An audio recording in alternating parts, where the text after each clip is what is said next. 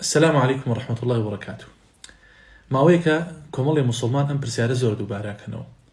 ئایا دروستە لە نوێژی نیمەڕۆ عەسردا لە هەر چوار کاتەکەیە لە دوای سوڕەتی فاتیحاوە سوڕەتێکی تری قورئان بخوێنم یان بەس ئەبێت لە کاتی یەکەم و دووەمدا بیخوێنم، نابێت لە سێم و چوارەمدا بیخوێنم؟ مامۆسای بەڕێز ئەمەمان بۆ ڕوونەوەکە بەسەر چاو بۆ ڕوونەوەکەم بە مەرجێک جارێکی تر پرسیاری ئەم مەوزوعە نەکەیت وەلان نەبێتە ئیشکال. عەزیزەکەم، پێغەمبەری خوا صلی الله عليه وسلم بە هەردوو جۆرەکە کردوتی. یعنی چۆن؟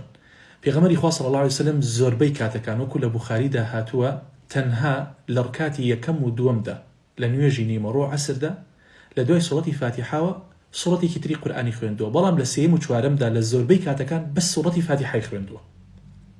ئەمە زۆربەی کاتەکان.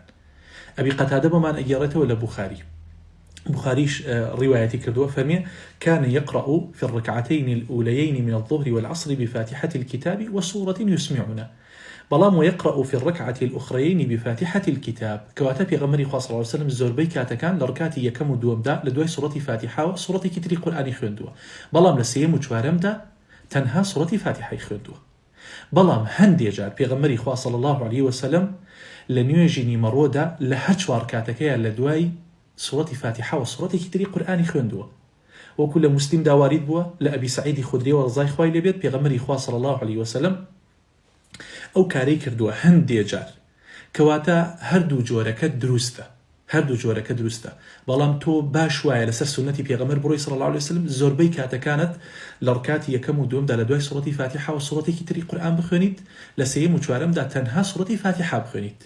بلام أقاداري أم خالبة بريزكم لنيوجي مغرب ولا نيوجي عشاء بهي الشوازية لركاتي سيمي مغرب أبي بس سورة فاتحة بخونيت، لعشاش دا لتشوارم لركاتي سيم وشوارم دا أبي بس سورة فاتحة بخونينا بلا دواي سورة فاتحة وسورة كتري قرآن بخوني. بلام لي كم دوم دا أطواني بخوني شكا أوا فعلي بيغمري خوايا صلى الله عليه وسلم كواتا هردو جورك دروستا أوي أغلبية بيغمري خوايا صلى الله عليه وسلم كردوتي لركاتي يكم دوم دا لدواي سورة فاتحة وخوندوتي لسيم وشوارم داني خوندو، بلام هندي جار خوندوتي كواتا هر مسلمانية أقد لهر شواريا بي خوينيت ألين أصبت السنة تو سنة التطبيق كردوتي شكا بيغمري خوايا صلى الله عليه وسلم كردوتي. وهر كسي كيش نيكرد لسيم وشوارم دا بس سورة فاتحة خوند ألين توش أصبت السنة شكا بيغمري خوايا صلى الله عليه وسلم زوربي كاتا كان واي كردوه.